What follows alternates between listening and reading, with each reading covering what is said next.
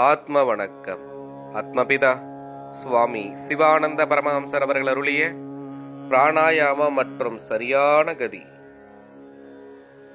சிலர் மூக்கினுடைய ஒரு துவாரத்தை அடைத்து மற்றொரு துவாரத்தின் வழியாய் வாயுவை மேலிழுத்து ஏற்றி அடக்கி பிடித்து நிறுத்தி தலையிலுள்ள மூளையை இலக்கி பைத்தியம், ஷயம், நாடிப்பிழை முதலான வியாதிகளை உண்டாக்கி கொண்டு செத்து போகவும் செய்கிறார்கள்.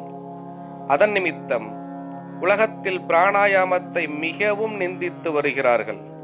எனில் சதா பிராணாயாமிக்கு வியாதியே இல்லை என்று ரிஷீஸ்வரர்கள் சொல்லியுள்ளனர். பிராணன் நமது உள்ளிலாகும். அப்படி உள்ளில் இருக்கின்ற பிராணனை மூக்கினுடைய ஒரு துவாரத்தை அடைத்து மற்ற துவாரத்தின் வழியாய் வெளியிலிருந்து பிராணன் என்று நினைத்து பிடித்து இழுத்தால் கிடைக்குமா? கிடைக்காது. அதற்கோர் உதாரணம். ஒரு சாக்கு நிறைய நெல் வைத்திருக்கிறோம்.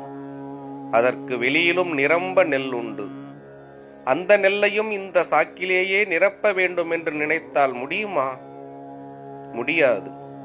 அதை கவனியாமல் சிறிது கூட நெல்லை அதில் வாரி போட்டு மிதித்து அமுக்கினால் அந்த சாக்கு என்னவாகும்? அந்த சாக்கு கிழிந்து போகும்.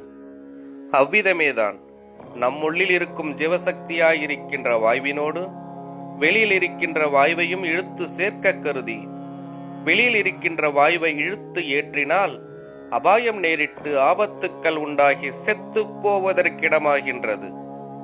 ஆகையினால் பிராணாயாமம் என்று சொல்லுவது நமது உள்ளில் இருக்கின்ற பிராணனை வெளியில் விடாமல் நம் உள்ளிலேயே நடத்துவதாகும். அப்படி செய்கின்றவருக்கு யாதொரு வியாதியும் உண்டாவதில்லை.